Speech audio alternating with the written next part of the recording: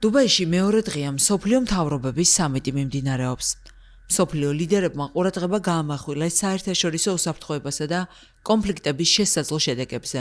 ქუვეითის პრემიერ-მინისტრმა აჰმედ ალ-აბდულლა ალ-აჰმედ ალ-საბაჰმა განაცხადა, რომ ახლო აღმოსავლეთში ვითარება შესაძლო მკვეთრად შეიცვალოს თუ შეერთებული შტატები ირანზე სამხედრო იერიშს მიიტანს. მისი თქმით, კონფლიქტის ესკალაცია მსოფლიოს კიდევ უფრო დიდ პრობლემას შეუქმნის. Reading what's happening in the international world. ვიმედოვნებ, რომ საერთაშორისო არენაზე მიმდინარე მოვლენების ფონზე ყველა საღაზრს მიმართავს არსებული პრობლემების გადასაჭრელად, განსაკუთრებით ამ რეგიონში. ყველამ ვიცით, რაც ახლა ირანში ხდება. მოლაპარაკებები თურქეთში მიმდინარეობდა, თუმცა ახლა ომანში გადაინაცვლა. იმედია, შექმნილი პრობლემა მშვიდობიანი გზით გადაწყდება. წინააღმდეგ შემთხვევაში თუ ომი დაიწყება, ყველა ბნელ გვირაბში აღმოჩნდებით და მხოლოდ ღმერთმა იცის რა მოხდება იქ. საუკეთესო შედეგის იმედი გვაქვს.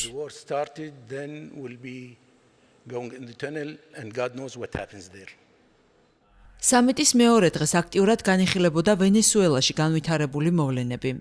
ვენესუელის ვიცე-პრეზიდენტმა ეკონომიკის საკითხებში კალისტო ორტეგა სანჩესმა ამერიკის შეერთებული შტატების ძალების მიერ ყოფილი პრეზიდენტის ნიკოლას მადუროს დაკავება ქვეყნის ისტორიაში ბნელ მომენტად შეაფასა.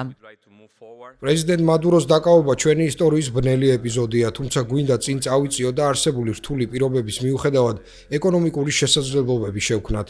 ჩვენ ვიცით, რომ მსოფლიოში ვენესუელა ცნობილია ნავთობის ყველაზე დიდი მარაგით, მაგრამ გვინდა, რომ მხოლოდ ამით აღარ ვიყოთ ცნობილი. გსურს ვიყოთ ერთ-ერთი წამყვანი ქვეყანა წარმოების მაღალი მაჩვენებლით და გამოვიყენოთ ისეთი მოდელი, როგორიც მაგალითად აქვს არაბთა გაერთიანებულ საამიროებს, რომელიც ნავთობიდან მიღებულ შემოსავალს ეკონომიკის დივერსიფიკაციისთვის იყენებს.